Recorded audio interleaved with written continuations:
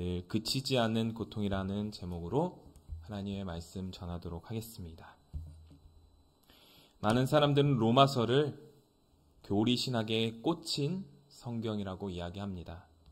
왜냐하면 로마서는 바울이 자신의 신학과 복음에 대한 내용을 가장 체계적으로 정리한 서신서이며 그 안에는 우리를 감동시키고 우리를 변화시키고 우리의 영혼을 살리는 말씀이 너무나도 주옥과 같은 말씀이 많이 들어있기 때문입니다. 로마서 1장 17절에 복음에는 하나님의 의가 나타나서 믿음으로 믿음에 이르게 하나니 기록된 바 오직 의인은 믿음으로 말미암아 살리라 함과 같으니라. 아멘. 또한 5장 8절에 우리가 아직 죄인 되었을 때에 그리스도께서 우리를 위하여 죽으심으로 하나님께서 우리에 대한 자기의 사랑을 확증하셨느니라. 이 말씀들은 많은 사람들을 변화시켰고 또 위대한 신학자들을 낳았으며 또한 많은 교회 또한 하나님의 자녀들에게 뜨거운 마음을 심어준 하나님의 사랑을 깨닫게 한 그러한 성경 구절들입니다. 이 로마서는 바울이 그의 3차 전도여행 끝 무렵 주 57년경에 로마 교회에 바울이 보낸 편지입니다. 바울은 앞으로 자신의 선교 계획과 그 중심이 되는 복음에 대하여 로마 교회 사람들이, 로마 교회 성도가 또한 그 안에 있는 이방인 그리스도인들과 유대인 그리스도인들이 이 복음에 대하여 올바로 또한 하나님의 그 크신 계획을 더욱더 큰 계획을 깊게 이해하기를 소원했습니다. 바울은 로마서 1장에서 4장까지 이신칭의에 대해서 하나님께서 의롭다 칭하시는 그 믿음에 대해서 말하고 또한 5장에서 8장까지 성도들의 거룩한 생활에 대해서 이야기하고 있습니다. 그리고 바울은 8장 마지막 끝절에 이 모든 것을 끝까지 이루실 하나님의 신실함과 또한 그 하나님의 끊임없는 사랑에 대해서 감격에 찬 어조로 우리에게 말하고 있습니다. 이건 한번 우리가 읽어볼까요? 8장 끝절의 39절입니다. 우리 한번 읽도록 하겠습니다. 시작. 높음이나 깊음이나 다른 어떤 피조물이라도 우리를 우리 주 그리스도 예수 안에 있는 하나님의 사랑에서 끊을 수 없으리라. 아멘. 이 성경 구절만 읽어도 바울은 정말 감격에 찬 어조로 또한 하나님의 구원의 역사에 대한 그 끊임없는 하나님의 사랑에 대한 그 끊임없는 하나님의 신실함에 대해서 너무나도 감동하며 말하고 있는 것을 우리가 볼 수 있습니다. 근데 갑자기 9장에서 바울은 다른 분위기와 어조로 우리에게 이 성경을 전달하고 있음을 볼 수 있습니다. 우리 한번 1절에서 2절, 우리 같은 절이죠. 한번 읽도록 하겠습니다. 시작. 내가 그리스도 안에서 참말을 하고 거짓말을 아니하노니 나에게 큰 근심이 있는 것과 마음에 그치지 않는 고통이 있는 것을 내 양심이 성령 안에서 나와 더불어 증언하노니. 아멘. 마치 찬양의 어조에서 한탄의 어조로 바뀌고 있는 것 같습니다. 감격에 찬 어조에서 갑자기 슬픔에 찬 어조로 바뀌고 있는 듯한 모습이 보입니다. 내가 그리스도 안에서 참말을 하고 거짓말을 아니하노라. 이 말에 바울은 여기서 자신이 참으로 말한다는 긍정문을 진술하고 있고 또한 자기가 거짓말을 하지 않는다는 부정문을 또한 강조하고 있습니다. 헬라어 어투에서 말 문법에서 이렇게 부정과 긍정을 동시에 사용하는 경우는 이것이 강조되고 있으며 또한 이것이 중요하고 진중하고 솔직한 말이라는 것을 우리에게 알려주고 있는 것입니다. 바울은 이것을 오랫동안 고민해 왔으며 절대로 형식적으로 가식적으로 미사여구를 붙여서 말하는 것이 아니라는 것을 이 말투를 통해 우리는 확인할 수 있습니다. 또한 바울은 그리스도 안에서라는 말을 사용하고 있습니다. 이것은 그저 상투적이고 뜬구름 잡는 표현이 아닌 그리스도와 연합한 그리스도인으로서 내가 그리스도인으로서 맹세하면서 이 땅을 살아가면서 솔직하고 현실적으로 말하는 것이라고 이야기하고 있음을 독자들에게 전달하는 내용입니다. 또한 후반절에 바울은 이러한 진실성을 강조하기 위하여 양심, 양심이라는 단어를 사용합니다. 내 양심이 성령 안에서 나와 더불어 증언하노니. 이 양심이라는 단어는 우리가 지금 사용하는 거짓말하지 않고 솔직하게 말하는 그 양심과 같습니다. 깨끗한 양심과 우리가 이해하는 표현과 똑같습니다. 그러나 바울은 이에 더하여 신자의 양심을 증언하시는 이가 있다고 합니다. 그분이 바로 성령 하나님이시죠. 성령 하나님이 증언하시는 양심을 걸고 자신의 솔직한 심정을 로마 교인들과 나누고 싶다고 표현하고 있는 것입니다. 내가 참말을 하고 있다. 내가 거짓말하지 않는다. 내가 그리스도 안에서 성령이 증언하는 양심에 걸고 이 모든 것을 말하는데, 이 모든 것은 바로 여기에 중반절에 큰 근심과 그치지 않는 고통으로 이어지고 있습니다. 여기서 근심과 고통은 슬픈 마음과 내면적 고통을 표현하는 말입니다. 이 두 단어는 따로 특정한 의미를 가지고 있지 않고 똑같이 슬픈 마음과 내면적 고통을 가리키는 것입니다. 바울은 이렇게 아주 길게 서론적으로 자신의 진지하고도 솔직한 심정을 서술하고 또한 그것을 큰 근심과 그치지 않는 고통이라고 표현하고 있는 것을 보면 바울은 이 마음의 고통을 오래전부터 가지고 있었으며 이 마음을 로마 교인들이 알아주었으면 좋겠으며 또한 예수님을 믿지 않는 나의 가족 유대인들도 알기를 원한다는 마음으로 오랫동안 가지고 온 마음의 표현이라는 것을 알 수 있습니다. 아마도 다메섹 도상에서 예수님을 만난 후 더 이상 그리스도인을 핍박하는 사울이 아닌 이방인의 사도가 된 바울의 시점부터 이 마음은 시작되었을 것이라고 보입니다. 예수 그리스도를 믿고 구원받는 자에게는 그때부터 평안한 길, 꽃길만 펼쳐질 것이라고 생각할 수도 있습니다.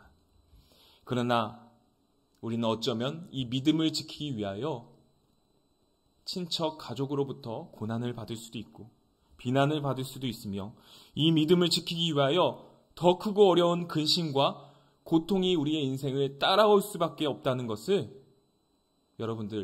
저와 여러분들은 잘 알고 계실 것입니다. 그 바울의 근심과 고통은 무엇이었을까요? 그것은 자신의 믿음을 지키기 위한 것도 아니었습니다. 이는 바로 4절 전반절에 이렇게 표현하고 있습니다. 그들은 이스라엘 사람이라. 그 큰 근심과 그치지 않는 고통이 바로 나의 민족 이스라엘 사람이라고 표현하고 있는 것이죠.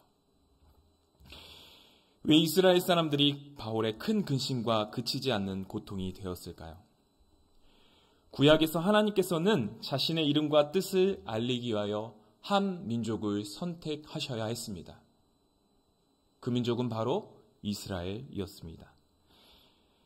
4절에 이러한 먼저 은혜 받은 이스라엘 사람들의 내용들이 나타납니다. 그들은 원래 우상을 숭배하던 그 아브라함이 하나님을 만나서 그 아브라함의 후손이 되었습니다. 그 아브라함을 하나님께서 그 우상 숭배하는 곳에서 끄집어냈습니다. 그리고 그를 민족의 조상으로 세웠습니다. 아브라함을 이스라엘의 조상으로 선택하셔서 그 이스라엘을 하나님의 백성 되도록 하나님의 자녀 되도록 양자됨의 영광을 얻도록 하셨습니다. 그리고 아브라함의 언약과 모세로부터 받은 율법 또한 하나님께 제사하며 예배하는 이 구별된 약속이 있던 민족이었습니다. 또한 5절에서 비록 성령으로 잉태되었지만 인간적인 관계에서 보면은 그리스도는 이스라엘의 후손으로부터 나왔습니다. 그리스도가 무엇입니까? 히브리어로 메시아. 그는 기름 부음 받은 자로서 선지자, 제사장, 왕의 역할을 동시에 감당하는 구약에서부터 기대하고 고대하던 그 하나님의 아들, 신적인 존재 메시아, 구원자를 가리키는 것이었습니다. 바로 그 메시아, 구원자가 바로 이스라엘 혈통으로 나왔다는 것입니다. 유대인을 통해서 이 땅에 태어나셨습니다. 유대인은 그토록 많은 특혜와 수령자임에도 불구하고, 하나님께 너무 많은 특혜를 받은 수령자임에도 불구하고, 그러나 대다수의 유대인들은 지금 어떻습니까? 바울의 상황에서 그리스도 안에서 제공되는 이 하나님의 놀라운 구원을 누리지 못하고 경험하지 못하고 있습니다. 예수님을 믿는 유대인들은 소수입니다. 대부분은 예수님을 이단자라 배척하고 있습니다. 그들은 하나님의 선택적 사랑의 대상이 되는데도 불구하고 그들은 오히려 하나님의 사랑인 그 복음의 원수된 자가 되었습니다. 이방인의 사도라고 불리는 바울이었지만 그는 또한 유대인이었습니다. 그러니까 이 사실은 하나님의 너무나도 놀라운 크고 크신 계획인데도 불구하고 마음 한켠에서는 그의 큰 근심이며 끊이지 않는 고통이었다고 하는 사실입니다. 이러한 바울의 아픈 마음을 건드리는 또 하나의 문제가 로마 교회 안에 있었다고 합니다. 그것은 바로 로마 교회 안에 있었던 이방인 기독교인들에게서 나온 이단적인 사상이었습니다. 이방인 기독교들 가운데 어떤 이들은 지금 예수님을 배척하고 있는 유대인들을 보면, 그리고 구약에 많이 실패했던 그 죄악된 이스라엘의 모습을 보면 과거 구약 백성, 그 모든 구약의 이야기는 하나님의 실패작이었다, 이렇게 말하는 사상이 있었습니다. 훗날에 말시온과 같은 이단 사상으로 발전한 그러한 이단 사상이었는데요. 그들은 하나님을 우왕좌왕하시는 하나님으로 표현했습니다. 이게 무슨 뜻입니까? 하나님이 구원의 계획을 펼치셨다가 이것이 실패하자 이것을 거둬들이고 다른 구원의 계획을 이렇게 해주셨다고, 인간들에게 베푸셨다고 하는 것입니다. 약속을 하셨다가 취소하셨다가 약속을 하시고, 이렇게 우왕좌왕하시는 하나님의 모습을 그들은 이야기했습니다. 물론 바울도 1장에서 8장까지 이스라엘이 모세의 언약을 통해서 완전히 구원을 보장한다는 그러한 내용은 부정했습니다. 그렇다면 하나님께서 먼저 선택하신 그 이스라엘 백성들은 하나님의 실패작으로 끝나는 것일까요? 바울은 그렇지 않다고 오늘 우리가 읽은 9장부터 11장까지 그 내용을 장황하게 설명하고 있는 것입니다. 바울이 그의 서신서에서 말하고 있는 하나님은 이스라엘에서 말씀하시고 역사하시던 그 구약에서 역사하시던 하나님과 다른 분이 아닙니다. 구약에서 약속하신 하나님에서 그 약속은 하나님의 한 민족의 실패로 폐기 처분되는 것이 아니라 오히려 그리스도를 통하여 완전히 완성되었습니다. 그것을 로마서는 계속 주장하고 있습니다. 그리하여 그가 전하는 복음은 구약에 나타난 하나님의 계획을 부정하는 것이 아니라 오히려 그것을 확증하는 것임을, 오히려 그것을 확인하는 것임을, 오히려 실패한 것처럼 보이는 그 약속을 신실하게 이행하시는 하나님의 신실하심을 로마서에서 계속 보여주고 있다는 사실이죠. 이것은 복음을 구약과 유대인으로부터 분리시키려는 말시온의 이단적인 가르침과 대립되는 바울의 가르침이었습니다. 바울의 논지는 이 9장에서 11장까지 많이 나타나 있는데 오늘은 시간 제약상 이것을 다 살펴보지는 못할 것 같습니다. 나중에 집에 가서 한번 읽어보시고 하나님께서 어떻게 이스라엘 백성들을, 과거의 구약 백성들을 어떻게 이용하시고 사용하셨나, 그것을 한번 살펴보는 시간을 가지셨으면 좋겠고요. 그러나 오늘 저는 바울의 이러한 신학적 변호가 아니라 자신의 민족으로서, 가족으로서 아픈 마음을 가지고 있는 바울의 심정과 그것을 대하는 바울의 태도를 오늘 성경 말씀을 통해서 여러분과 함께 말씀을 나누길 소원합니다. 3절 한번 읽어보도록 하겠습니다. 3절입니다. 시작. 나의 형제 곧 고륙의 친척을 위하여 내 자신이 저주를 받아 그리스도에게서 끊어질지라도 원하는 바로라. 나의 형제, 고륙 친척, 이 단어는 참으로 우리에게 마음 아픈 단어로 다가오는 것 같습니다. 형제를 피를 나눈 사이를 뜻합니다. 곧 나의 고륙, 나의 육체를 나눈 사람입니다. 한 가족임을 뜻합니다. 저는 이 단어를 이렇게 표현하고 싶어요. 우리 어르신들이 자녀들을 말할 때 많이 사용하시는 그 아픈 손가락이라고 이렇게 이야기하고 싶습니다. 바울은 아픈 손가락을 가지고 있었습니다. 그 아픈 손가락은 바울이 결코 버릴 수 없는, 결코 잊을 수 없는, 자신을 향하여 비난하고 죽이려고 돌을 던지지만 복음에 있어서는 먼저 유대인에게, 그 다음에는 헬라인에게 전하는 바울은 이 원칙을 계속해서 지켰습니다. 그것은 바울은 예수 그리스도로 말미암아 변화된 그 순간부터 이 유대인을 항상 마음에 간절히 품고 기도해왔다는 것이죠. 그는 그 마음을 오늘 성경에서도 너무나도 마음 아프게 표현하고 있습니다. 사랑하는 나의 형제, 곧 고륙의 친척, 아픈 손가락. 사랑하는 연희교회 성도 여러분, 여러분들에겐 혹시 아픈 손가락이 있으십니까? 여러분 가족 중에 예수님을 믿지 않는 그러한 가족이 있습니까? 친척이 있습니까?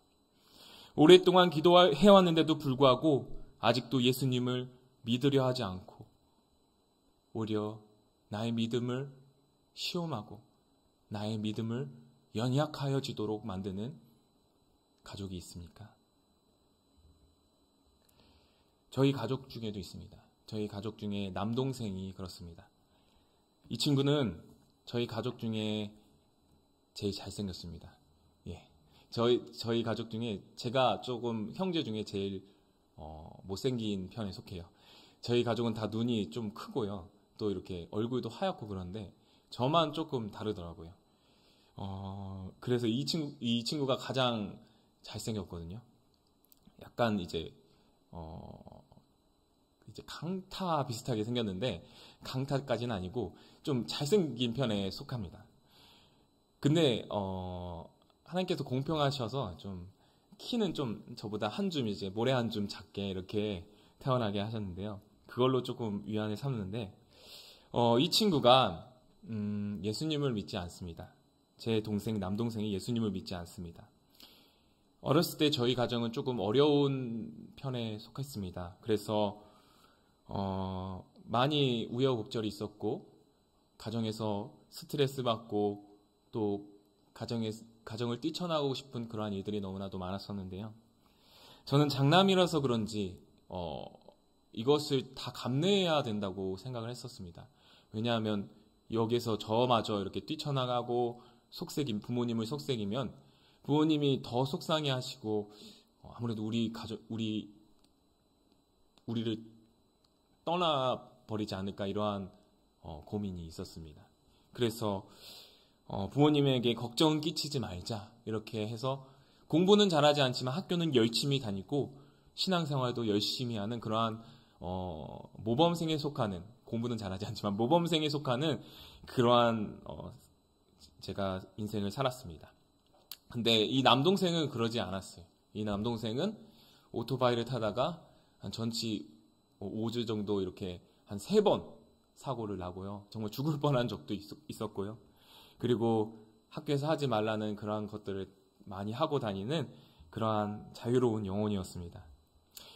교회도 잘 나가지 않았습니다. 그래서 지금은 거의 교회를 나가지 않는, 예수님을 믿지 않는 그러한 영혼이 되었는데요. 저는 어렸을 때부터 이 동생을 보면서 비아냥거렸습니다. 저렇게 하면 안 되지, 막 이렇게 하면서 비교하면서 그랬는데, 사실 가정이 어려우면은 이 자녀들이 엇나갈 수밖에 없다는 것을 제가 많이 들었어요. 그래서 남동생이 그렇게 되었는데 저는 어떻게 하나님의 은혜로 이렇게 예수님을 믿고 교육자가 되는, 목회자가 되는 길에 이렇게 들어서게 되었습니다. 그러면서부터 제 남동생에 대한 참 아픈 마음을 갖기 시작했습니다. 그래서 열심히 기도도 하고 눈물을 흘리며 기도하고 그 친구에게 교회를 나가야 되지 않겠니? 이렇게 계속 권면을 했었습니다. 근데 남동생이 하는 말이 하나님이 정말 있다면 왜 이렇게 우리 집에 안 좋은 일을 계속 당하게 하고 또 나에게 좋은 일이 생기지 않게 하시고 그런 하나님, 그럴 바엔 그런 하나님 안 믿겠다고, 그런 하나님 절대 안 믿겠다고 이렇게 항상 대답을 했습니다. 그래서 지금도 저희 어머니와 저는 동생을 위해 기도합니다. 근데 이 기도가 시간이 지나면 지날수록 정말 형식적이게 되더라고요. 눈물을 흘리며 기도했던 적이 있는데 점차 시간이 지나면서 이 기도가 때로는 안 하기도 하고 때로는 그냥 형식상 하는 경우가 너무나도 많아지는 것 같습니다. 하나님이 알아서 하시겠지. 이런 마음을 가지는 저의 모습을 보곤 합니다.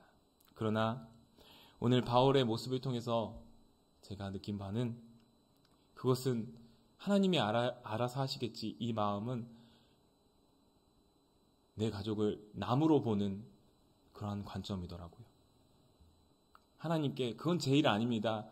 이러한 핑계거리로 그렇게 말하는 것 같더라고요. 바울은 자신의 민족을 위하여 이렇게 기도합니다. 4절에 내 자신이 저주를 받아 그리스도에게서 끊어질지라도 원하는 바로라. 여기서 저주를 받다는 훗날의 교회에서 이단자를 파문시키는데 사용하는 단어였지만 바울은 여기서 정말로 예수님에게서 끊어져 영원한 저주에 처하여지는 그러한 저주를 받을지라도 내 가족, 내 민족이 구원을 받았으면 좋겠다. 이러한 간절한 심정으로 기도를 하고 있는 것입니다. 바울은 그만큼 자신의 민족을 사랑하고 있었습니다. 또한 이 말은 곧 자신의 고륙 친척인 예수님을 믿지 않는 유대인들이 그러한 저주에 처해져 있다는 것을 반증하기도 하는 문구입니다.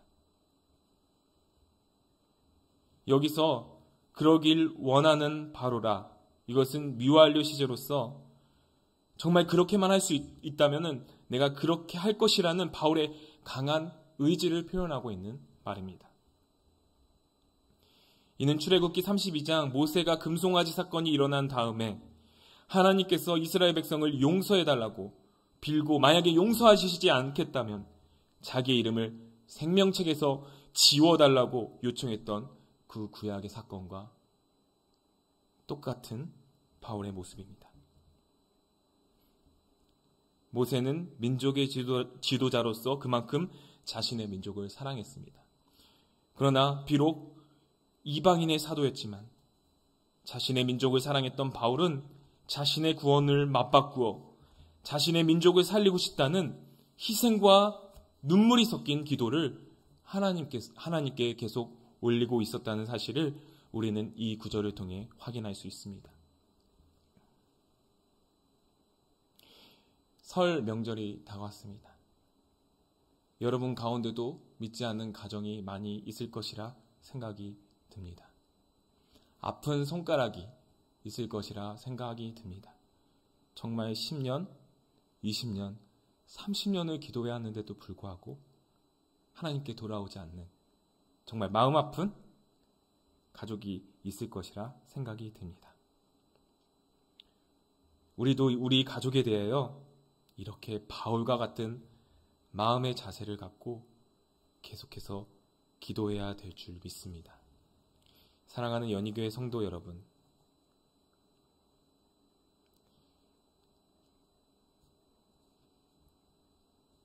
혹시 가정의 아픈 손가락 때문에 눈물을 흘리시고 기도하고 변화시켜달라고 간절히 기도했지만 오랫동안 돌아오지 않아 이제는 손을 놓고 더 이상 근심하고 고통받기를 원하지 않는 마음이 있으신 분들이 있습니까? 가족 구원은 결코 쉬운 일이 아닙니다. 그것은 오직 성령님께서 역사하셔야지 가능한 일입니다. 그러나 우리는 늘 가족에 대하여 아픈 마음을 가지고 근심과 끊이지 않는 고통을 가지고 기도해야 될 줄 믿습니다. 이러한 근심은 고린도후서 7장에 나오듯이 우리의 영혼을 파괴하고 우리의 건강을 파괴하는 그러한 근심과 걱정이 아니라 하나님의 뜻대로 하는 근심인 줄 믿습니다. 영적인 근심과 고통인 줄 믿습니다. 이 근심과 고통은 오히려 하나님께서 우리를 더 단단한 믿음으로 연단시키고 하나님께서 원하시는 기뻐하시는 믿음으로 세우시는 그러한 근심과 걱정인 줄 믿습니다. 혹시 그러한 기도 제목을 가지고 있지만 지금 너무나도 오래되어서 기도하지 못하고 있는 성도님들이 계시다면 다시 한번 기도하시길 주님의 이름으로 소원합니다. 우리가 그 기도 제목을 가지고 끝까지 붙들고 기도하고 눈물을 흘리며 간절히 기도할 때 그것이 하나님께서 기뻐하시는 일이며 내 가족을 진정으로 사랑하는 것이며 우리 하나님께서는 그 기도를 들으시고 언젠가는 그 기도를 들어주실 것을 믿음으로 나아가는 것이 참된 그리스도인의 모습인 줄 믿습니다. 우리 하나님은 신실하신 줄 믿습니다. 우리 하나님은 우리의 기도를 들으시는 하나님이신 줄 믿습니다. 우리 하나님은 믿는 자에게 능치 못하실 일이 없으신 분인 줄 믿습니다.